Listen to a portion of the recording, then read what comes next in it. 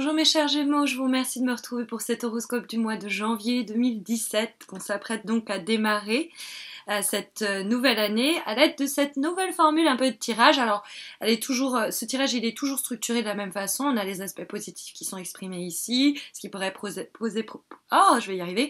qui pourrait poser problème au cours du mois ici.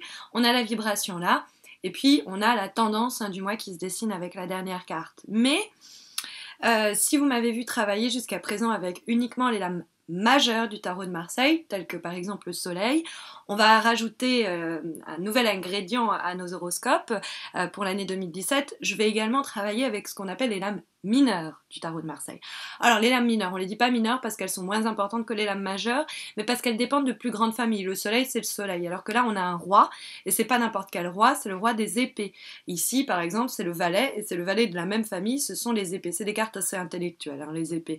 Là on a les deniers, les écus, les petites pièces d'or qui sont plus des cartes en relation avec le plan matériel. Mais cette carte en l'occurrence que nous avons dans les aspects positifs pour ce mois de janvier, c'est une carte qui nous parle d'expansion, qui nous parle de... Alors, il y a quelque chose qui peut être un peu métaphorique et qui va signaler l'idée de travailler à son développement personnel. Ça peut être une croissance vraiment matérielle et vraiment économique pour le coup, puisque on est avec les petites pièces d'or et qu'on a l'idée qu'il y a un challenge qui s'offre à vous en ce début d'année et qui va être celui de améliorer vos revenus, améliorer votre situation matérielle, vous travaillez, vous fournissez des efforts à faire avancer, mais vraiment dans l'idée de progression et d'amélioration sur du long terme, certains projets, certaines relations, certains...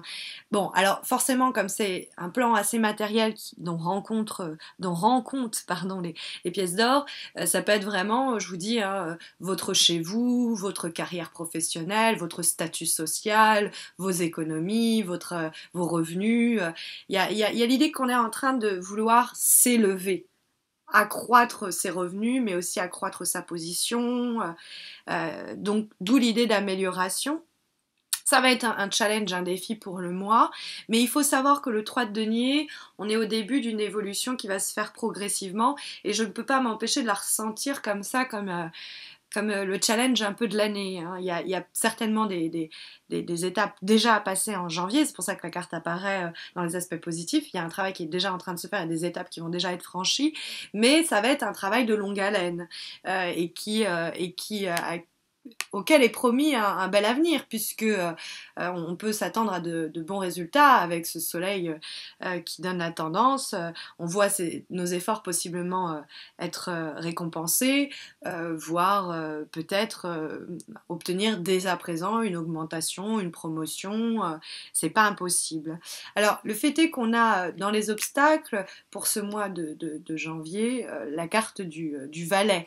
Le valet, faut savoir, bon, alors, il y a deux personnages dans ce jeu, donc il faut savoir que c'est pas impossible que ça nous parle d'un personnage, ce roi d'épée, qui pourrait être des fois un peu un valet, dans le sens où c'est aller régresser, se comporter de façon immature ou de façon imprévisible ou coquesse. Vous pourriez avoir du mal à savoir, est-ce que cette personne-là, finalement, elle a les épaules, est-ce qu'elle est responsable, est-ce qu'elle veut... Vous pourriez être un petit peu décontenancé par quelqu'un qui aurait un double visage, on va dire ça comme ça. Vous ne sauriez pas trop sur quel pied danser. Mais ça va bien se résoudre, puisque le soleil nous dit rencontre, réconciliation, étreinte, un moment d'intimité partagée et qui nous réchauffe le cœur, quoi. Donc le valet d'épée, on va mettre de côté le fait que ce soit un personnage, on va se focaliser sur la symbolique forte qui émane de lui et qui est l'idée fréquemment quand la carte se trouve dans les obstacles. Mon expérience m'a prouvé qu'elle signifiait souvent des imprévus, des événements qui nous tombaient un peu dessus, auxquels on ne s'était pas préparé ou qu'on ne voyait pas du tout venir et auxquels il faut du coup faire face. C'est des changements quelquefois brusques d'ailleurs. En tout cas, c'est des faits inattendus. Alors, il y a le personnage, pour y revenir quelques instants, qui peut nous dire méfiez-vous de certaines personnes qui pourraient soit vous voler des idées, vous voler des projets, vous trahir, pas vouloir, enfin quelqu'un qui pourrait vous nuire, quoi. Et quelqu'un qui aurait, soit quelqu'un qui paraît plus jeune qu'il n'en a l'air, soit qui est plus jeune que vous, soit quelqu'un tout simplement qui est moins expérimenté que vous, par exemple au boulot, ou qui s'y connaît moins, ça peut être ça, une jeunesse plus en termes de je m'initie à quelque chose, donc je suis novice, je suis un bleu, comme on dit. Donc ça peut être quelqu'un aussi, cette personne-là, à qui on peut pas faire confiance, pas parce que c'est volontaire qu'elle nous pose problème, elle cherche pas à nous nuire volontairement, mais comme elle tient pas ses promesses, comme elle est pas rodée dans son domaine, ou que c'est quelqu'un qui parle beaucoup derrière, un petit peu plus du mal à agir, bah, elle nous met dans des situations difficiles, elle peut nous embarrasser ou nous créer, vous voyez, oui, oui, je vais faire ceci, je vais faire cela, la personne ne le fait pas, et vous vous retrouvez dans une situation super chiante à cause de cette personne, alors que vous lui aviez fait confiance, c'est possible. Donc, c'est rare que je le dise, mais ce mois-ci, peut-être évitez de déléguer des choses qui vous semblent importantes. Si vous dites, oulala, ça vaut mieux pas qu'on le rate, mais que vous n'êtes pas en mesure de le faire, bah reportez le temps au moment où vous pourrez le faire vous-même, quoi. Parce que vous pourriez être un peu déçu si vous essayez de passer le relais à quelqu'un. Sur le plan professionnel, on pourrait recevoir de mauvaises nouvelles. Ça pourrait faire attention, il faut faire attention avec le roi d'épée, parce que le roi d'épée peut représenter quelqu'un, mais il peut parler de nous aussi, hein, de vous, des Gémeaux. Je suis du signe Gémeaux, comme ça c'est dit, mais je dis souvent nous, même chez les poissons, les béliers, etc., parce que je me mets à votre place pour lire le jeu. Mais oui, je suis Gémeaux. Donc, mais donc le roi d'épée, ça peut être aussi le signe, on est là, hein, on est déjà présent, hein, le soleil, ça nous représente en termes astral, c'est Castor et Pollux. Hein. Là, on le voit mal, mais si je prends le jeu que je trouve un peu plus traditionnel, on voit mieux que ces deux petits anges, deux petits enfants. C'est vraiment Castor et Pollux, quoi. Okay. Bref, on est déjà dans le jeu. Donc, alors, en sachant que les Gémeaux, c'est toujours ceux qui vont chercher on cherche beaucoup notre double, hein. On cherche un alter ego, mais qui soit à la fois complémentaire mais similaire en beaucoup de points. Donc on pourrait le rencontrer, ça pourrait être même quelque chose qui nous tombe dessus et pour lequel il va falloir travailler parce que ça va être un peu une rencontre coup de foudre, quoi. C'est possible.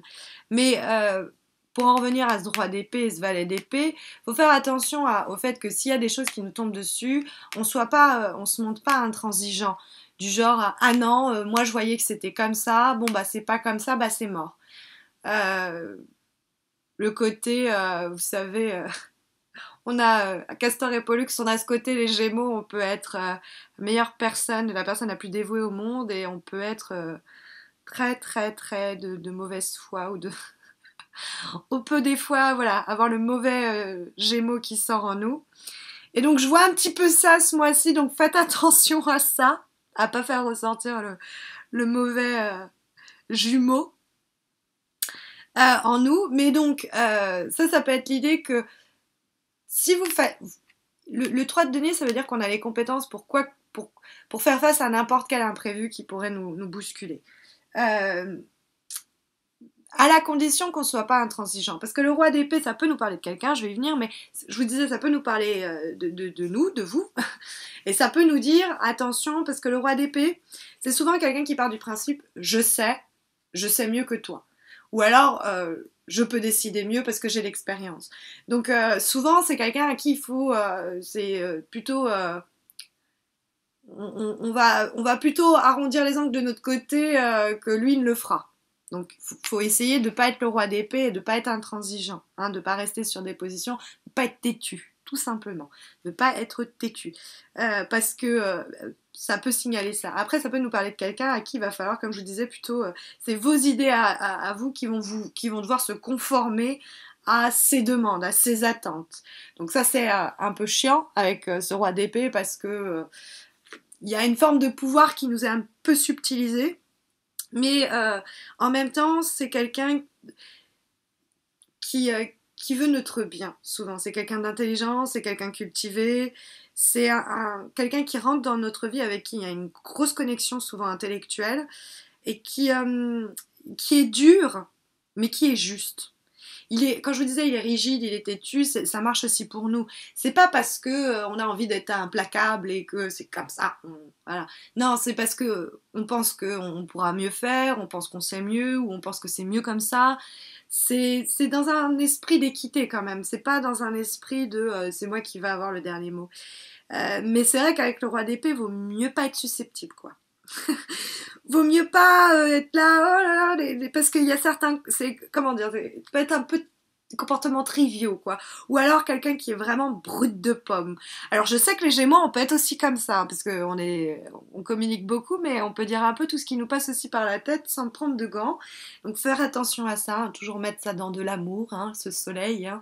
Si on a des choses à dire, qu'on soit pas, si on doit utiliser l'épée du roi pour trancher ou pour dire ceci ou cela ou donner des ordres ou vouloir quelque chose, mettez alors un ruban autour de ça. Vous savez, la main de fer dans le gant de velours, quoi. Bah, il y a un peu ça. Il y a un peu cette idée-là. Mais c'est vrai que le soleil, qui est une lame géniale, nous parle alors de succès, nous parle de récompense, nous parle de promotion, nous parle aussi sur le plan relationnel d'un moment qui est vécu, qui est partagé, d'union très beau. C'est des moments qui nous réchauffent l'âme, qui nous réchauffent le cœur, qu'on se partage. C'est des moments de grande satisfaction où enfin on a l'impression que oui, nos talents sont reconnus. Donc il y a vraiment un grand contentement qu'on peut voir. Après, sur le plan amoureux, c'est une rencontre et c'est quelqu'un avec qui on peut faire des enfants, avoir une famille. Ça peut être alors une rencontre ou ce roi d'épée qui s'affirme dans votre vie, ou la relation s'affirme. C'est aussi possible que ce soit déjà quelqu'un déjà présent. Et puis en dernière lame, on va avoir la cinquième carte, elle fait un peu issue de synthèse, mais aussi de conseil. Alors de synthèse dans le sens où ça va globaliser un peu le message délivré par l'ensemble des lames, et puis de synthèse dans le sens ou de conseil dans le sens où ça va être peut-être un élément, un événement au cours du mois sur lequel le tirage va attirer notre attention et nous prodiguer un conseil. Et nous avons la carte Turning In, qui veut dire en fait se recentrer un peu, se tourner le regard vers soi, j'ai envie de dire, se canaliser. Elle est en méditation, cette personne. C'est une carte qui nous parle d'un instant. Alors ça peut souvent nous parler d'une relation à laquelle il va manquer un lien traditionnel, par exemple. Mais c'est pas pour autant que le lien n'est pas fort. Mais il y a l'idée de travailler, hein, de devoir travailler pour cette collaboration, cette relation, cette association. Mais il y a l'idée aussi qu'on a de très fortes intuitions qui vont se faire sentir en janvier et qu'il va falloir écouter sa voix intérieure. Il y a souvent, je pense que avec ce valet d'épée et ce roi d'épée, que face à des événements un peu imprévus ou qui vont se faire un peu au dernier moment, qu'on n'avait pas vu venir, qu'il va falloir réagir, il serait bon pour vous de ne pas réagir sur le moment, de prendre un temps où vous vous canalisez, vous vous recentrez et voyez un petit peu ce que votre cœur, votre esprit vous dit, là où il vous guide. Et quand vous avez senti que, voilà, vous avez trouvé votre réponse, ou plutôt la réponse vous a trouvé, vous avancez. Mais c'est vrai que la carte en question, c'est ne pas courir comme ça après quelque chose, ou sinon c'est de la frustration. C'est prendre une distance avec certains événements, certaines réactions, certains comportements. Par exemple, de pas réagir violemment face à cette personne qui est têtue ou qui est un peu rigide et comprendre qu'elle veut notre bien pour arranger, réconcilier les choses, ou l'idée que y a des problèmes hein, qui surviennent. On est roi, donc on arrive à maîtriser les choses. Peut-être qu'un homme pourrait nous aider à faire face à ces aléas pour qu'on s'en sorte le sourire aux lèvres. Mais ça passe quand même par un moment où on se ressente, on se canalise, on se laisse pas aller on se laisse pas être ballotté par des émotions contraires. On se calme, on s'apaise pour s'offrir, pour s'ouvrir ensuite aux autres. Ok. Mais avant, on repasse par un moment sur soi. pour ensuite s'ouvrir, puisqu'on a le soleil. Voilà un petit peu l'idée, le conseil que vous délivrent les cartes pour ce mois de janvier, cet début d'année. Si vous voulez un tirage, une guidance plus personnalisée, sachez que j'organise chaque mois un concours pour vous permettre de remporter un tirage gratuit comme celui-ci, mais qui permettra de répondre à la question que vous vous posez en ce moment. Donc ça se passe sur Facebook, vous avez le lien sous ma vidéo là pour Facebook. Donc n'hésitez pas à m'y rejoindre. Vous pouvez aussi me retrouver sur YouTube en vous abonnant à ma chaîne, comme ça vous aurez les vidéos chaque mois dès qu'elles sont publiées. Et puis, comme je le disais, quand on atteindra les 10 000 abonnés, on fêtera ça comme il se doit. Je vous ferai une petite surprise. Et puis, écoutez, en ce 25 décembre, je vous souhaite à tous et à toutes de très bonnes fêtes de fin d'année. Je vous souhaite le meilleur pour clôturer 2016 et surtout pour entamer ce nouveau cycle que nous allons collectivement débuter ensemble dans quelques jours maintenant. Donc je vous envoie toute ma lumière pour ce nouveau cycle. Et puis je vous dis à très vite j'espère. Prenez soin de vous.